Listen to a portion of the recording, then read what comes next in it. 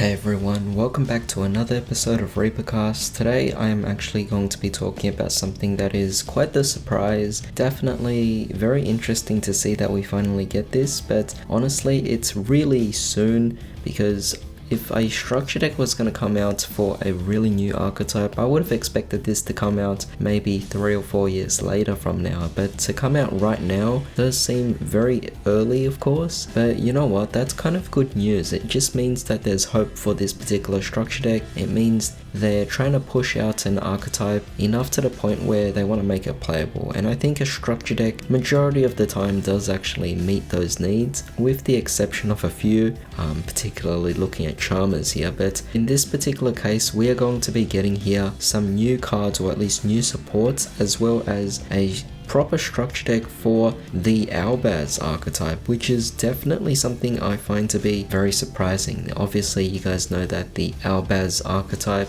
even then it's really hard to consider an archetype because there's so many cards that mixes into it that come from different kinds of archetypes. So very odd choice here to choose from, but if this could actually work together as a full proper deck by building up 3 structure decks together, then that's definitely great news to see here. If anything, I'm kind of reminded of the fact that this is similar to the Salamangreat structure deck, because the Salamangreats were released for about 2 or 3 sets, and then all of a sudden they just received a new structure deck reprinting all those cards which were still pretty recent. But in that particular circumstance, I already accumulated all the cards I needed for a Salamangreat deck prior to the actual structure deck coming out. The only difference is that in this particular circumstance, I don't have the Alba cards because I've never bothered to accumulate them, but you know what, if it's coming out in a structure deck, I might actually be interested to actually build this. It does seem like something that would genuinely be fun.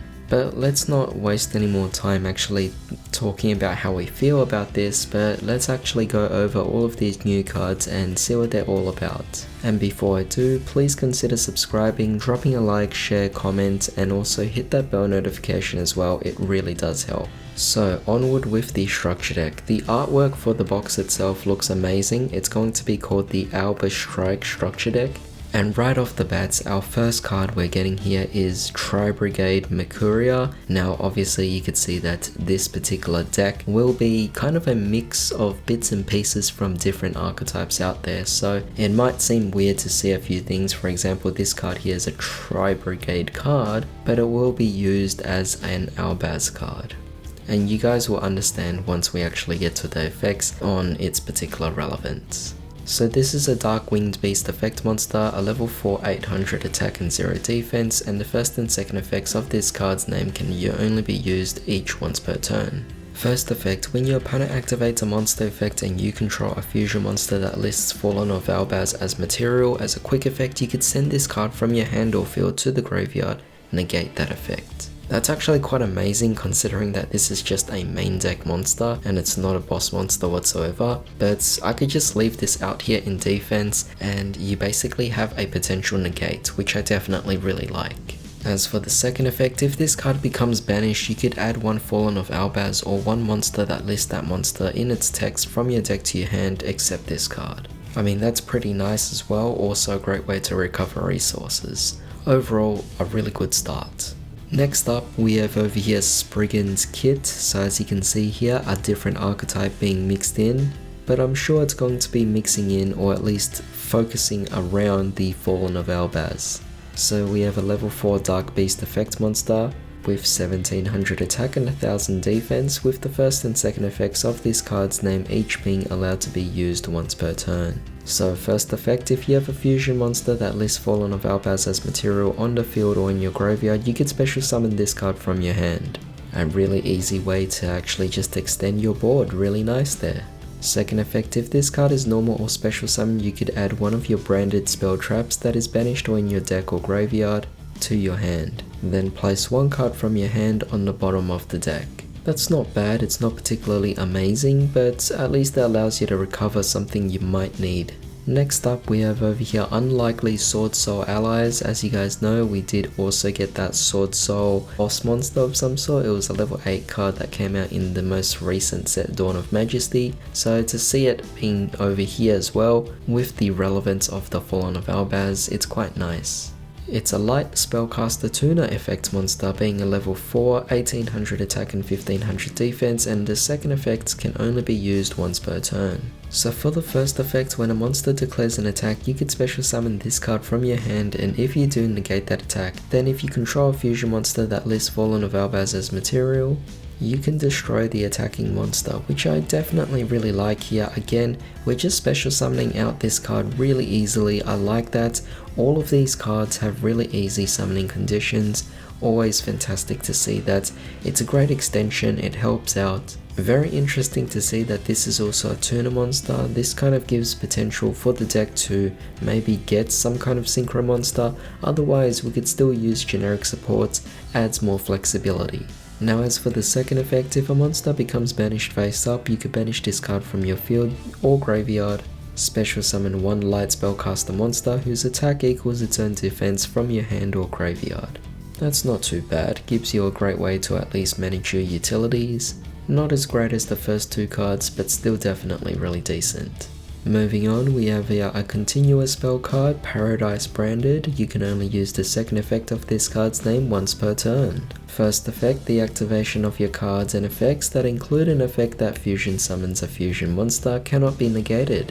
Also, your opponent's cards and effects cannot activate when a monster is fusion summoned this way. A fantastic effect there, and this is also continuous, so keep in mind it is eternal protection. At least until it gets destroyed, of course. Second effect, if you fusion summon a fusion monster, you can add one Fallen of Albaz or one monster that lists that card in its text from your deck to your hand. That's not bad, great way to continuously manage your actual resources, ensuring you always have something available to use. Now as for the reprints, it's really nice to see that we are getting Fallen of Albaz as a reprint. We are also getting here Albion, the Shrouded Dragon, Dogmatica Floridus, the Knighted, Red Eyes Darkness Metal Dragon, Branded in White, Screams of the Branded, Judgment of the Branded, Titan Niklad, the Ash Dragon, Brygrand, the Glory Dragon, Sprin, the Iron Dash Dragon, and Albion, the Branded Dragon.